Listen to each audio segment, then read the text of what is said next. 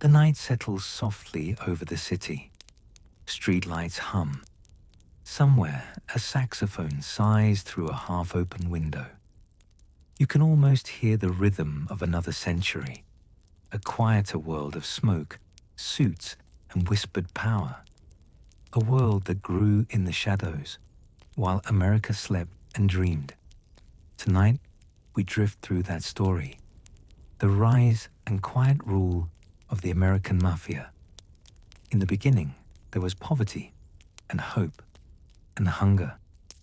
At the dawn of the 20th century, millions of immigrants arrived on America's eastern shores. They carried small suitcases, heavy memories, and dreams of something better. Among them were men and families from Sicily, Naples, and Calabria, places where honor and silence were stronger than law. They brought with them an old code called omerta, the vow of silence. It was not just secrecy, it was survival. In the crowded neighborhoods of New York and Chicago, they built small worlds of their own. Tight streets lined with bakeries, barbershops, and corner groceries. Within those worlds, protection was sometimes promised, for a price, and in a land where the poor were often ignored, people accepted the arrangement. The police were distant.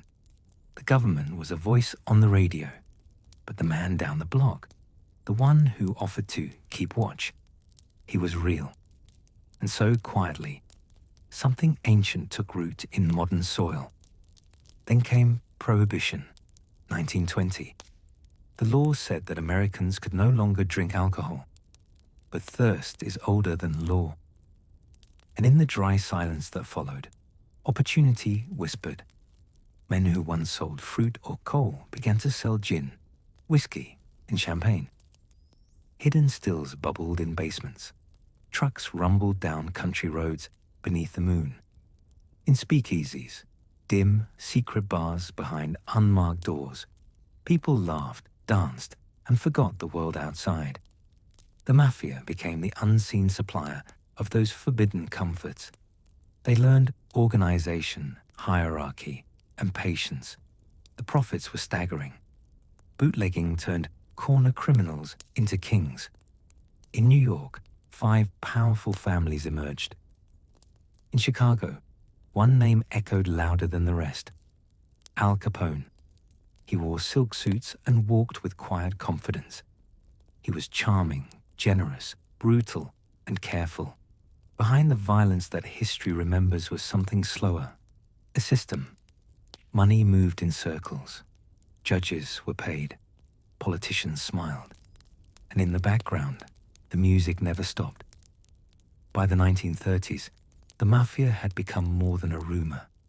It was an invisible web stretching from city to city: New York, Chicago, Cleveland, New Orleans. Each family had its own territory, its own rules, its own bloodlines. And above all stood the Commission, a council of bosses that governed disputes and shared profits.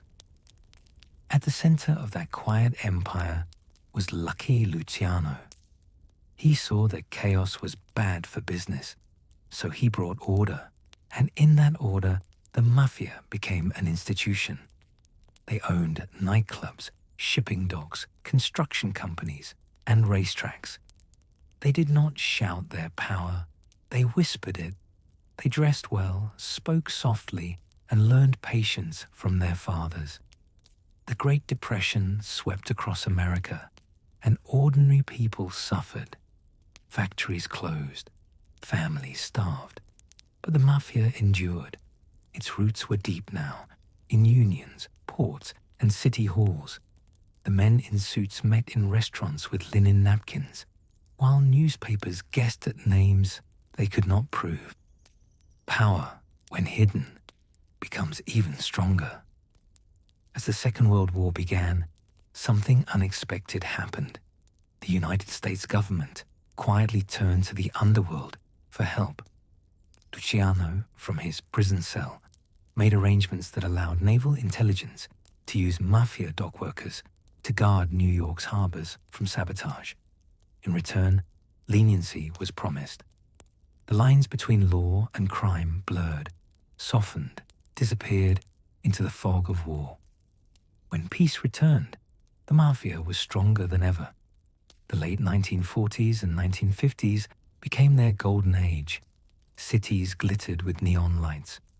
Men in fedoras stepped from dark cars into warm restaurants. In Las Vegas, a new dream city rose from the desert. The Mafia invested in casinos, hotels, and nightclubs, the kind of places where money never sleeps. Tourists gambled beneath chandeliers, unaware that each roll of the dice sent quiet profits back east. Behind the laughter, the clinking of glasses, and the bright lights, invisible hands counted the winnings. It was not just vice. Construction, garbage collection, shipping, all became part of their domain. A city could not build a bridge or open a new pier without their blessing. Politicians made speeches about justice, while envelopes changed hands in back rooms. No one called it control. They called it business. But power draws attention. In 1957, at a quiet estate in Appalachian, New York, dozens of mob leaders gathered for a secret meeting. Police, acting on a tip, surrounded the house. Men in expensive suits ran through the woods, their polished shoes sinking into mud. The newspapers exploded. For the first time, America saw how vast the network really was. Senators demanded answers. Television showed hearings, and the phrase organized crime became a headline. Still, the Mafia survived, because it had already become part of the American fabric, woven into business, entertainment, and even unions. It was not only criminals who depended on them, but respectable men who needed quiet favors. A license approved, a rival delayed, a contract signed. These things, too, were bought with silence. The 1960s brought change. The old bosses grew older. A new generation entered, less patient, more reckless.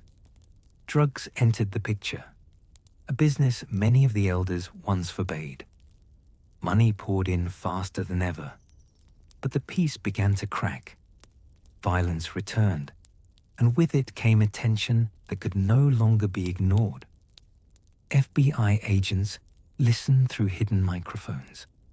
Wiretaps recorded words once spoken only in whispers. And yet, even as the walls closed in, the men at the top remained composed. They attended weddings, christenings, and funerals. They kissed cheeks, toasted wine, and believed the old rules still mattered. In truth, the world had changed around them. Airports replaced docks. Corporations replaced corner shops. The Mafia, built for the old streets, was slowly fading into history.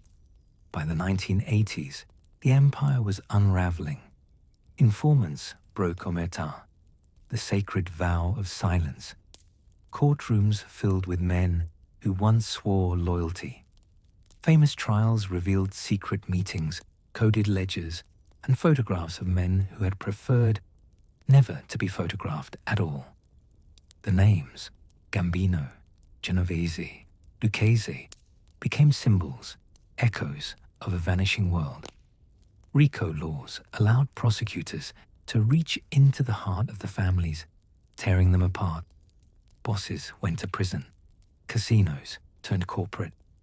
And the night that once belonged to them grew quieter, but not entirely silent, because influence lingers.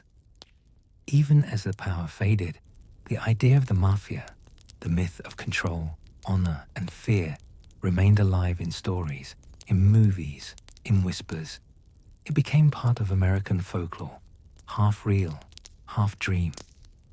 If you walk through Little Italy today, the streets are peaceful.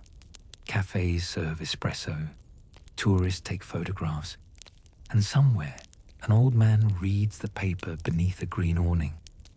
The air smells of bread and memory, Few remember the names, but the feeling is still there.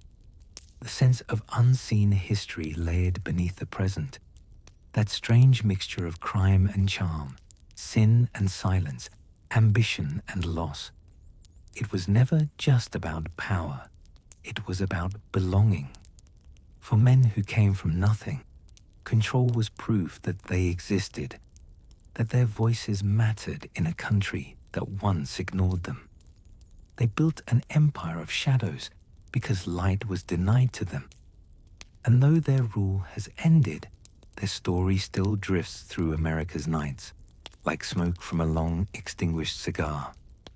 So now, as you rest, imagine the city of the past, the hum of a street lamp, the click of polished shoes on wet pavement, the distant rumble of a passing train. A car slows by the curb. A man steps out, straightens his tie, and disappears through a doorway of light. Inside, the air smells of tobacco and cologne.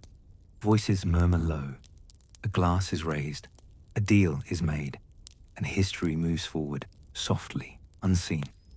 Close your eyes. Let the noise fade. Let the city drift into mist. Power, loyalty, silence, all turning to memory. All part of the long, slow dream that was America in the 20th century. Sleep now as the old world fades away. The streets are empty. The lamps flicker once, then dim. And the night belongs to no one.